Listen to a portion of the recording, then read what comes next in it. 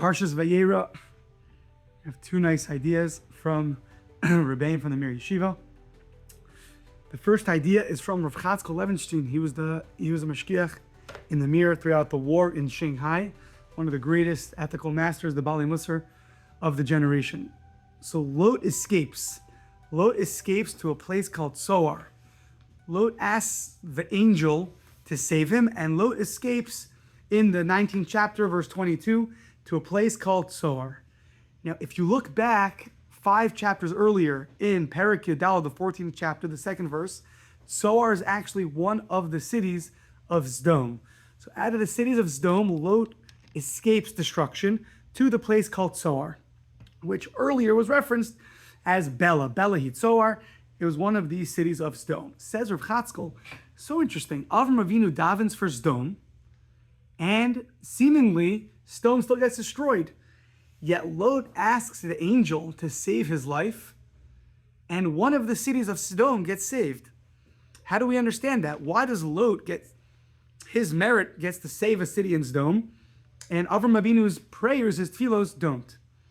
So the Medrash actually comments that Lot, because he was mechabed es hamalach, he honored the angel with his hospitality. The angel showed favor to Lot.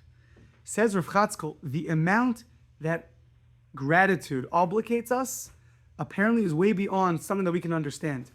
The angel felt obligated in gratitude to Lot, and therefore he ended up saving him. Something which Avraham Avinu's prayers, his tefillos, could not do, but gratitude for Lot, for his hospitality, was able to save an entire city of Sdom. So you learn 2 things from here. The power of an act of hospitality. Even someone like Lot, look what it caused. Look what it triggered. It triggered an entire city being saved. A city that was supposed to be destroyed, and even Avraham Avinu's prayers seemingly were not able to save the city. But an act of gratitude of the angel for the act of hospitality of Lot was something so incredible that it was able to save the entire city.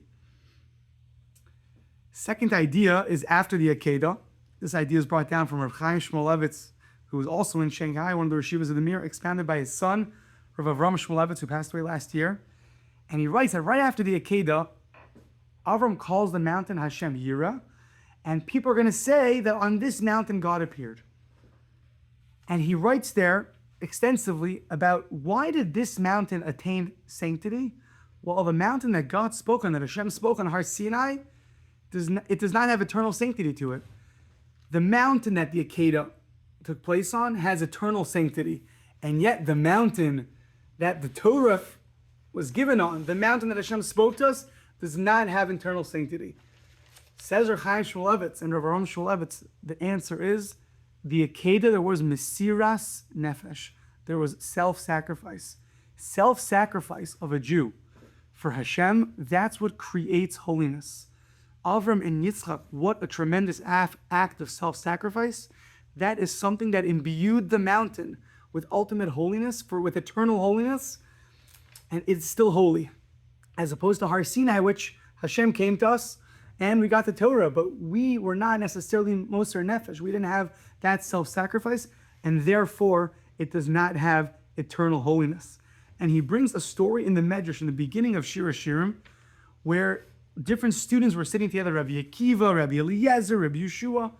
So at some point after Rabbi Eliezer passed away, walked in Rabbi Yeshua, and the way they were sitting, it sounds like a semicircle, and in the middle there was a stone.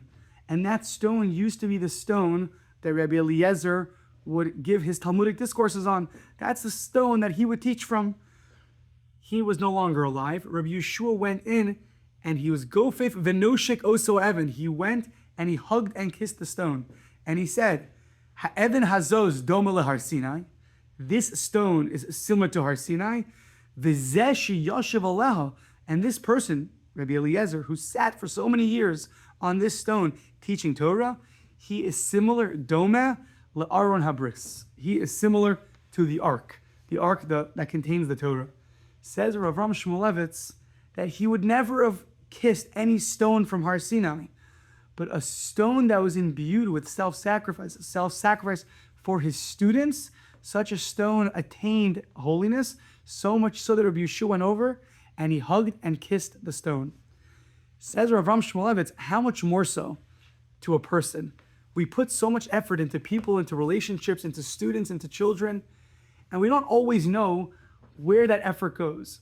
Says Rav Shmuelevitz, if a rock that was used as a seat for Rabbi Eliezer attained holiness, how much more so does a human being, which someone else puts in hours and hours of their own self-sacrifice to teach them Torah, to accustom them to mitzvos, to try to help them out in the proper way, how much more so is the holiness that is attained through such self-sacrifice.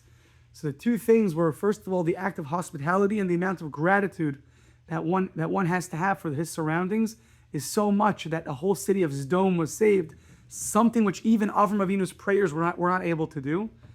And the second thing is the amount of self-sacrifice. Whenever we give of ourselves, whether it's 5 minutes, 10 minutes, years of our lives, whatever self-sacrifice we imbue in our surroundings, in our communities, in our relationships, in other people, that imbues holiness into them.